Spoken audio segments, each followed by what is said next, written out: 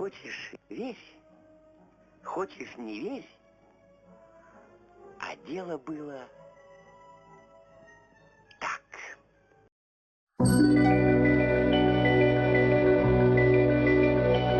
Слышу голос из прекрасного далека, голос утренний в серебряной росе. Слышу голос и манящая дорога кружит голову, как в детстве карусель. Прекрасное далеко, не будь ко мне жесток, не будь ко мне жестоко, жестокой рок, от чистого истока. Прекрасное далеко, я начинаю путь. Слышу голос из прекрасного далека, он зовет меня в чудесные края. Слышу голос, голос спрашивает строго: а сегодня что для завтра сделал я? Прекрасное далеко, не будь ко мне жесток, не будь ко мне. О, это великий человек. Выглядит как огурчик. Ой, знаешь, какой он красавчик. Я давно его знаю, он очень способный. Он очень хороший человек.